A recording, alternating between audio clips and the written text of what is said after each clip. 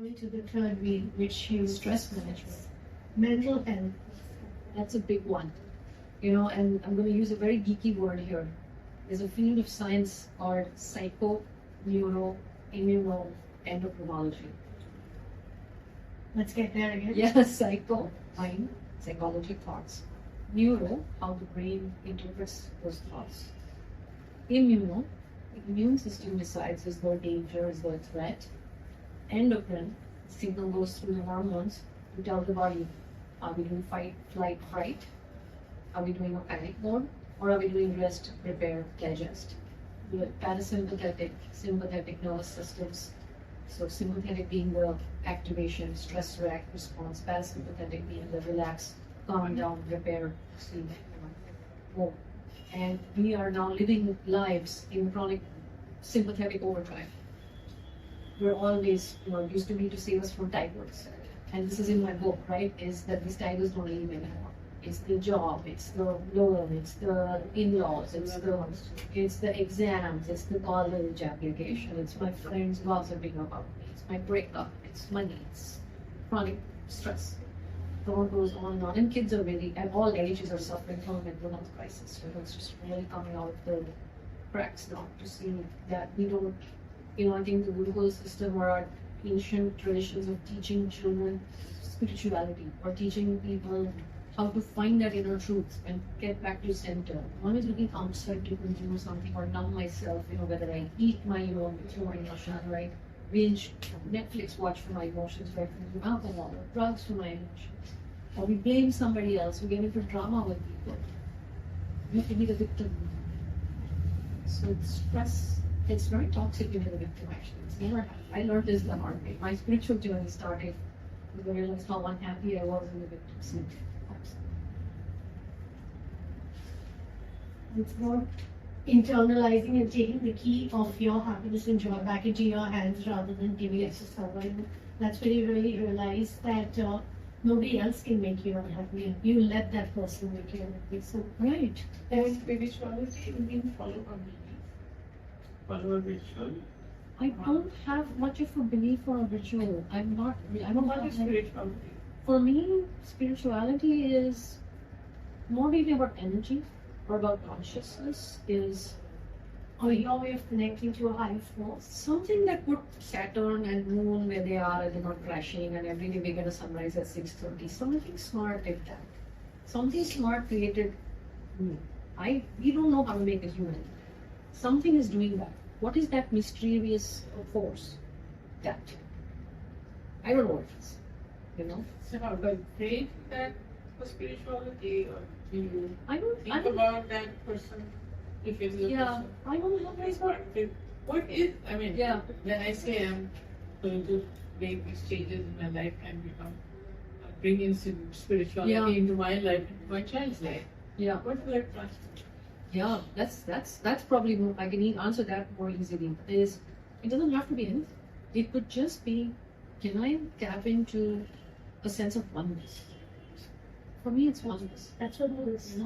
I want, if I am helping my child, let's say, navigate a stress problem, and somebody's doing something to them which is irritating or not right, we validate the child's emotion so that the child doesn't feel disconnected from us, so that we don't get into separation. I want to see, we feel one when someone sees us. When I feel heard, accepted. I think the spiritual thing in the world would be humanity. The concept is, can I see the humanness of this other person? Can I validate or acknowledge their presence? And it starts from there. And that sense of being felt, seen, and heard starts some therapy. Actually, it's such a healing process starts from there. Somebody else's wisdom may kick in. So, not much else needs to change. I think that for me, spirituality is not about following religion or following something. I think it's the ability to be able to sit quiet and internalize and seek your own spirit, seeking your own soul, which talks to you and which knows what is the best thing for you. But in this outside noise, we completely forget to hear our inner voice.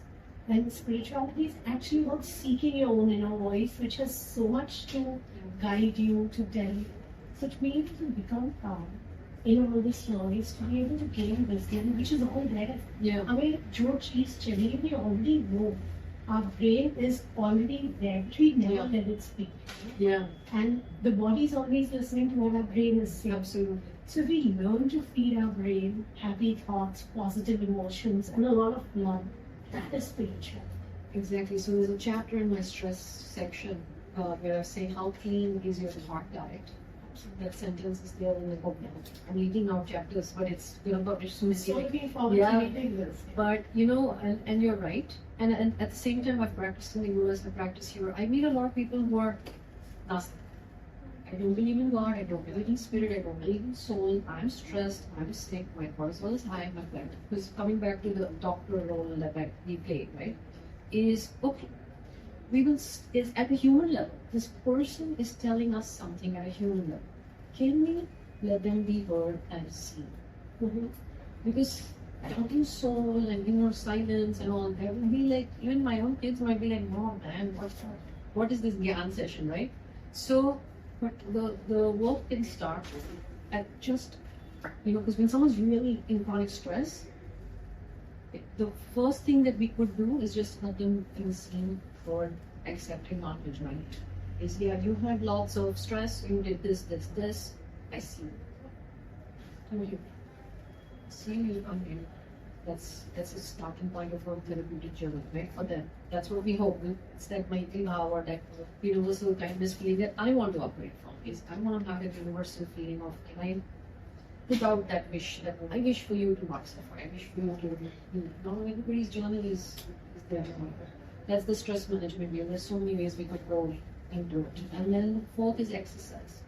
I leave that one for fourth purposely.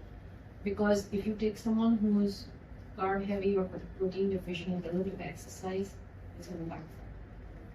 Because they don't have the energy for it. They'll say, "Ports, I don't get results, I'm not, it's just, I'm injured, I'm not recovering from my injuries." All of that comes to poor nutrition. If they're not sleeping well, they won't repair. Growth hormone release happens in deep sleep. If you're not sleeping well, you won't get the benefits of your exercise. If you're stressed out, me telling you to exercise usually doesn't work because you're like, I'm already overwhelmed. You're telling me to exercise now?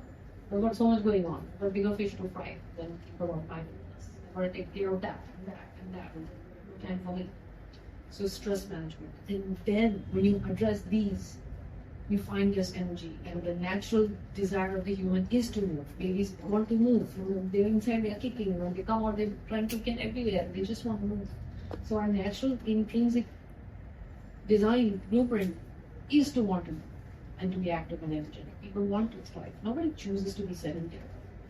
People want to be doing that. So then it just opens up and it starts to move.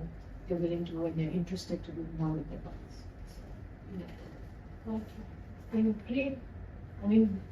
Great information. So Roshni, coming back. Facts seem like myths, and so many myths are turned into facts. Thank you, Dr. Thank you. It's so wonderful. It was a great interaction, and we so look forward to having you back someday soon where we can talk. When your book is released, then we can talk on more details on the chapters. Yes, we're in the final, formatting stage. Cover is ready, so we're just probably a few weeks old. Turn around diabetes. So it works for somebody with type 2 and type 1. So that if it's type 2, you can look at remission. If it's type 1, we look at better experience with less insulin. So the final question to you, Roshni, is do you think a lot of diseases can be turned around by just driving the car on these 4 lanes without medication? With less medication, for sure. Mental health with less medication is definitely possible in so many chronic diseases, so many lifestyle diseases, tied to the same root. Make it sound achievable, so deeply doable, and pharma companies gonna get you. Yeah, that has already happened. I get uninvited from those cities. Cancers can also be reversed. People have, gone into remission. People have gone into remission and then lived cancer free. So it does happen. And, the oncology world is still a bit hesitant to bring those cases and put them out sometimes. And I've heard, people don't want to be quoted on this. Is look, I don't know how your miracle happened, but I can't. No explanation. Yeah, they feel that there's no explanation. And unless you somehow can show the endocrinology links to why did this miraculous event happen, it becomes a miracle. That's labeled as a miracle. But I don't really know. Again, I never want to sound like we're blaming somebody who did not get a cure or could not turn it around. Never trying to blame. My only aim is to empower somebody. Like if we could empower somebody with more options. Thank you so much. Thank you. So,